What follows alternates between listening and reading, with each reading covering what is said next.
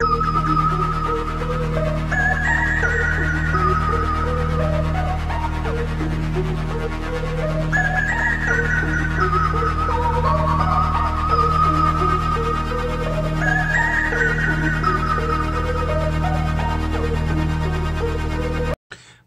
tout le monde, j'espère que vous allez bien. Aujourd'hui, on se retrouve pour le jour 6 de notre 30 jours d'Halloween. Donc, l'histoire d'aujourd'hui, ce n'est pas une histoire qui n'existe pas. C'est une histoire qui peut exister, mais ça fait quand même un peu peur. Donc là, avant de lire notre histoire, hein, comme à tout. Ah, on voit pas mes chandelles, attendez. Comme à toutes les vidéos, ben, on va allumer nos chandelles.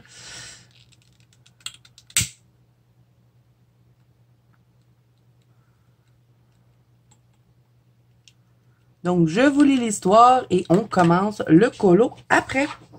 Donc, on va parler de ceci. Des rats dans la cuvette des toilettes. Il peut pas juste avoir des rats dans la cuvette des toilettes. On va en reparler un peu après. Donc, je vous lis ce qui est écrit. Hein, vous savez que j'ai pris toutes mes histoires sur Internet. Donc, c'est pas moi qui ai inventé ces textes-là. Donc, c'est sans doute l'une des légendes urbaines les plus susceptibles d'arriver à chacun d'entre nous. Selon les ouï-dire, ces animaux viennent vraisemblablement des égouts, mais cela semble cependant improbable que des rats aient pu entrer dans nos cuvettes des toilettes via les petits tuyaux sanitaires de nos maisons. Mais si c'est improbable, ce n'est certainement pas impossible. Les canalisations de vidange des toilettes mesurent généralement dans les 7 cm, ce qui laisse assez de place à des petits rats pour y circuler. Ceux-ci y sont attirés par les restes d'aliments non digérés. Si personne n'utilise les toilettes durant 1 ou 2 heures, les rats auront largement assez de temps pour faire le trajet des égouts à la cuvette des toilettes. Loin d'être une simple légende urbaine, trouver des rats dans la cuvette des toilettes n'est pas seulement une possibilité, mais un événement qui s'est déjà passé. Dans la ville de Seattle, trouver des rats dans les toilettes est en effet un événement presque courant. Donc, je n'irai pas rester à Seattle, hein? C'est ça qu'il avait dit? Ouais, Seattle. J'ai tellement de bonne mémoire. Donc, le colo d'aujourd'hui, on va parler un peu hein, de notre petite histoire. Je tasse un peu les chandelles pour avoir de l'espace pour colorier. J'essaie quand même de garder le décor, mais bon, il faut de la place quand même, hein. Donc là, aujourd'hui, j'ai déjà fait toutes mes bases. Je suis beaucoup avancée dans le colo. J'essaie de prendre un peu d'avance, hein, histoire que je réussisse à passer au travers de toutes ces vidéos-là. J'ai fait mes bases de marqueur alcool. Donc là, il n'y a pas de crayon du tout là-dedans. Il y a juste du marqueur alcool et de l'encre Distress. Donc, vous voyez que j'aurais très bien pu le laisser comme ça, mais on va un peu le peaufiner un petit peu avec des crayons et on va utiliser les polychromos. Toutes les vidéos des 30 jours d'Halloween seront faites avec ces crayons-là. Si vous n'avez pas ces crayons-là, hein, c'est pas grave, vous pouvez adapter avec d'autres couleurs, tout simplement. C'est juste que moi, je trouve que c'est les crayons qui vont le mieux sur le papier Amazon. Donc, à chaque fois que j'ai un papier Amazon, je prends toujours les polychromos. Donc là, je vais essayer de pas trop blablater parce que je sais que ces vidéos-là soient pas trop longues non plus. Donc, là, j'ai fait mes bases de marqueur alcool. J'ai pris les OUU Point Brush. Hein, vous les avez vus dans les autres dessins. C'est juste que moi, là, je suis rendue que je filme une semaine plus tard parce que j'ai fait les 5 premières pages, toutes dans la même journée. Donc là, je vais en refaire encore 5 dans la même journée. Genre, en tout cas, j'essaie. Et après ça, je complète les colos à temps perdu. Donc là, tous ceux que j'avais fait sont déjà complétés, mes dessins. Fait que ça va, ça avance bien. Bon, tout ça pour revenir à notre colo. Donc là, je vais prendre le Faber-Castell. Je vais peut-être mettre mes lunettes. Bon, je suis pas très préparée aujourd'hui. Il fallait bien que ça arrive à un moment donné. Vous vous direz bien. OK, bon. Ah, enfin, j'ai retrouvé la vue. Bon. Donc, je vais prendre le Dark Red, c'est le 225. Je vais faire des ombres sur sa capuche. Je crois pas tout faire des ombres partout. Je le trouve quand même joli comme ça. Je vais vraiment faire des colos là, très simples pour les 30 jours d'Halloween. Donc, je vais ombrer un peu ma petite capuche avec ça. Même s'il me reste un peu de grain de papier aussi, là, je vais pas... habituellement, le papier Amazon, j'essaie tout le temps de enlever le grain, mais bon, pour les 30 jours d'Halloween, s'il reste un peu de grain, je vais pas me mettre à paniquer avec ça, parce que sinon, je m'en sortirai jamais. quand même que je finisse le livre. Donc, on va pas faire des chefs-d'œuvre. Hein. Bon, en tout cas, pas que je fais des chefs-d'œuvre en temps normal, mais bon. Et je suis pas supposée de vous parler comme ça, hein. Je suis mémère. Bon, on va parler de notre histoire, hein. On la lit pas pour rien. Donc, est-ce que ça vous est déjà arrivé, les amis, d'avoir des, euh, des intrus indésirés dans votre cuvette de la toilette? Moi, ça m'est jamais arrivé, mais j'ai des copines qui m'ont dit que ça leur était arrivé, donc c'est pas une légende, c'est vraiment un fait, mais c'est quelque chose qui fait peur, vous imaginez? Vous levez dans la nuit, puis vous allez à la toilette, puis tu sais, vous êtes tout endormi, puis vous voyez un rat dans le fond. Oh non, moi je capoterais. Puis tu fais quoi après, là? Tu peux pas le reflusher, le rat, là. Faut que tu l'enlèves, il passera plus, là, je pense pas. En tout cas, on peut pas le flusher. Faut l'enlever. Puis c'est plein de bactéries, ces affaires-là. Donc, ouais, moi, tu sais, je crois à ça, c'est sûr, parce que j'ai des gens qui m'ont dit que ça leur était arrivé. Mais je voudrais pas que ça m'arrive, hein. Bon, j'ai une fosse septique. Je pense pas qu'on peut avoir des rats quand on a une fosse septique. Je sais pas, vous me direz. Je pense que c'est juste avec ceux qui ont les égouts de la ville que ça peut se produire.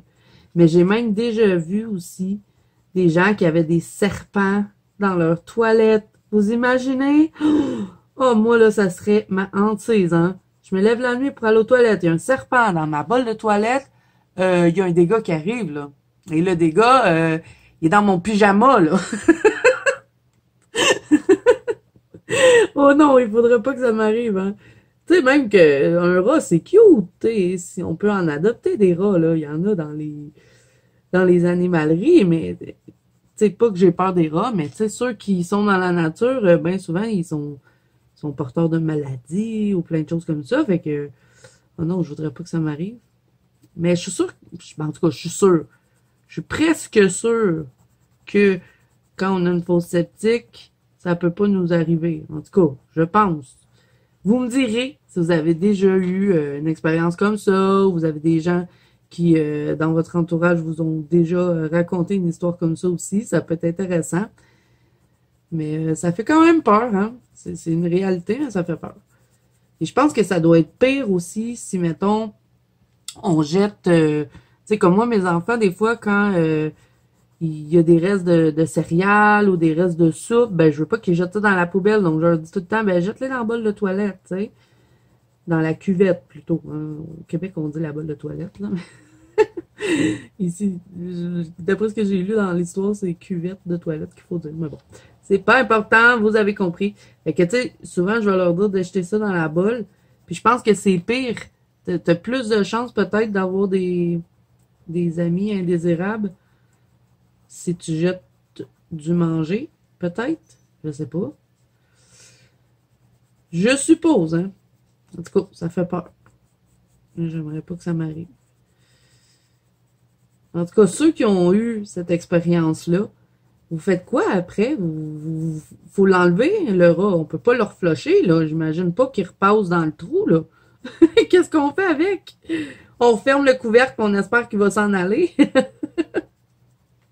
Bah, tu sais, il fait pipi dessus. Ah non, j'aurais bien trop peur qu'il me morde une fesse. Mais non. Je sais pas.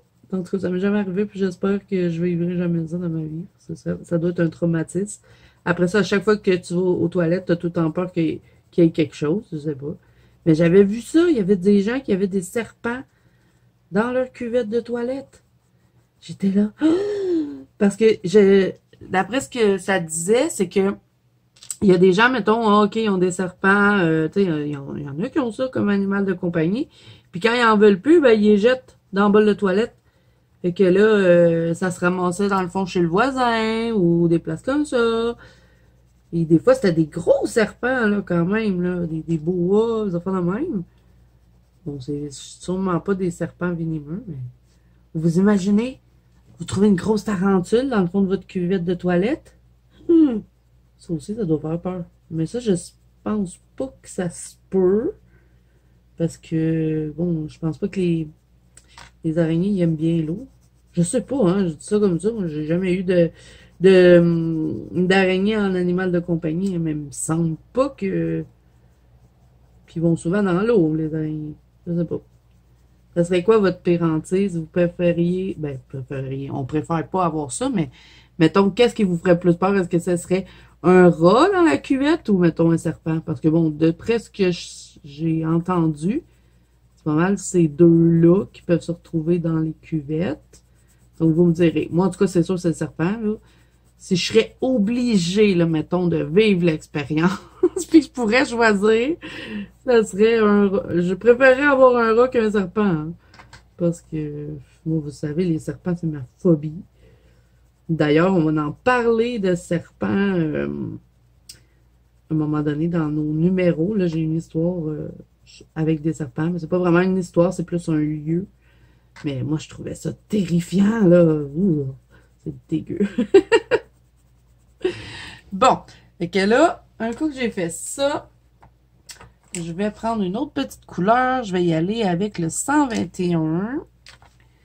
Bon, là, je sais pas trop de quoi vous parler de plus hein, pour cette histoire-là. Je pense que pas mal tout dit ce qu'il fallait dire. J'ai hâte d'avoir vos commentaires là-dessus. J'ai hâte de savoir s'il y en a parmi vous qui ont, qui ont déjà vécu ça. Qu'est-ce que vous avez fait? Comment vous avez réagi? Racontez-moi vos histoires. Ça m'intéresse. Donc là, je vais passer un peu. Hein. Je fais ça vite. Là. Comme je vous dis, il faut que ça avance, ces colos-là. Sûrement que vous allez avoir fait des plus beaux colos. Mais bon, moi, j'essaie d'aller vite quand même. Pas que je les botche pas, mais tu sais, je ne vais pas faire autant d'effets que je fais dans mes colos normalement. Je vais vraiment faire quelque chose de rapide, mais qui reste quand même que je suis contente de ce que j'ai fait. Fait que là, même s'il reste du grain de papier, c'est pas grave, je passe par-dessus. J'ai de la difficulté, je vous dirais que j'ai envie de l'enlever, mais je me dis que si je passe mon temps à faire ça, c'est super long à enlever le grain de papier et je m'en sortirai jamais.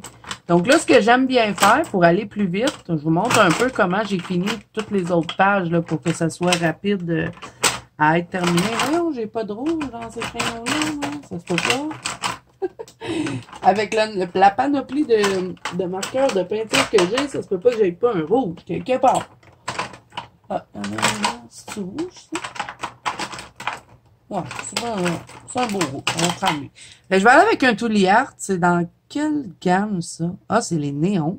Bon, ben là, je sais pas, je vais prendre lui. Attendez, je vais le tester parce que ça fait longtemps que je l'ai pas utilisé. Il a besoin d'être rafraîchi un petit peu, le crayon, là. Je pense pas prendre un néon. Mais oui, qu'est-ce que j'ai fait avec mes rouges? J'ai-tu mélangé mes crayons, moi? Ah, ben oui, mon rouge, il était mélangé avec les oranges. Ben, je prendrai pas un néon. Il faut vraiment que je fasse du ménage dans mon petit rack d'Arteza où est-ce que j'ai mis tous mes crayons de peinture parce que là, ils commencent à jammer. Puis il y a des crayons que j'aime pas dedans, fait qu'il faut que je les enlève. Comme les Arteza, hein, de rack C'est-tu rack? C'était Arteza, le rack? Oui, il me semble que oui, c'était Arteza qui faisait ça. Mais j'avais acheté les crayons de peinture Arteza, mais je les aime pas. Je crois que je vais les garder pour mes mystères. Ils cachent pas bien les lignes, ils sont trop liquides. Fait que je pense que je vais les enlever. Ça va me vider un peu les tiroirs. Puis j'avais aussi pris ceux-là à un moment donné. C'est de la marque Artistro. Il avait fait une petite gamme comme ça, mais ceux-là non plus, je les aime pas pour cacher les lignes. Fait que je crois que je vais les enlever dans mon petit rack Arteza. Puis je vais les garder pour mes coloriages mystères. Bon, fait que là, je vais prendre un touliage. Je crois qu'il est dans le kit essentiel, celui-là. C'est un rouge, hein, c'est tout simple. Et je vais cacher les lignes avec. Donc, je vais vous faire un petit avance rapide pour ça. On va s'économiser du temps parce que, bon, le but de ces petites vidéos-là, c'est que ce soit pas très long. Et je vais tourner mon livre de tout bord, tout côté. Donc, je vous mets de l'avance rapide. Je vous reviens après pour la conclusion de cette petite vidéo.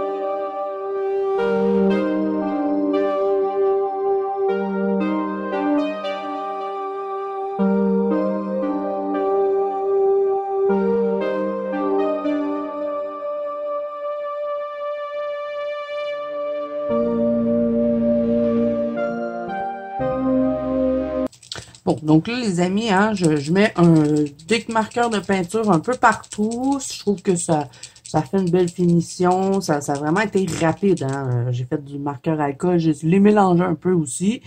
Mais tu sais, c'est vraiment pas cassage de tête comme je peux faire à l'habitude. Bon, je prendrais peut-être pas lui. J'aimerais ça avoir quelque chose comme un peu fluorescent.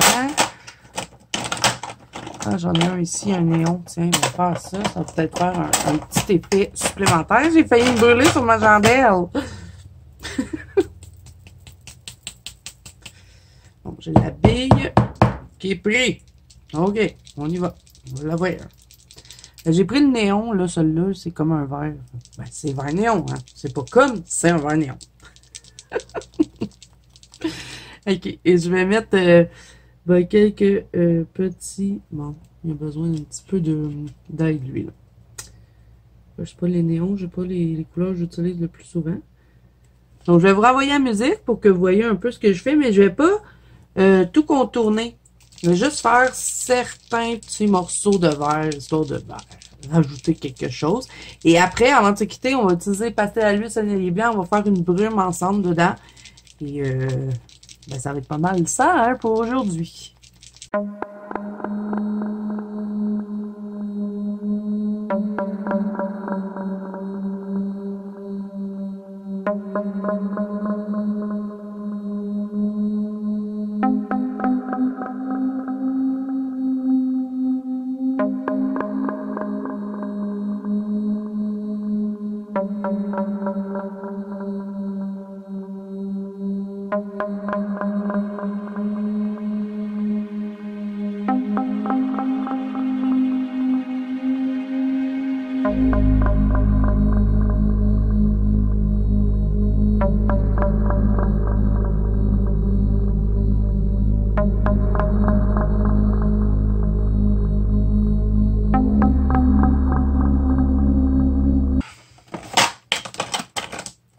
OK, donc là, petite touche finale, pastel à l'huile, sonnelier blanc. Faire une petite brume. Je pense que j'ai mis de la brume dans presque tous les colos de ça.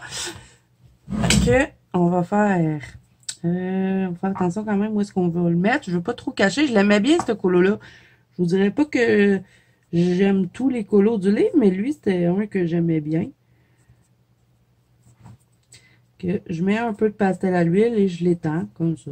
Certaines places où est-ce que je vais plus estomper, d'autres places que je laisse un peu plus foncé. J'aime bien dans les colos d'Halloween mettre un petit peu de brume. Je trouve que ça l'habille bien colo, c'est pas long à faire. Donc c'est parfait pour notre spécial 30 jours d'Halloween.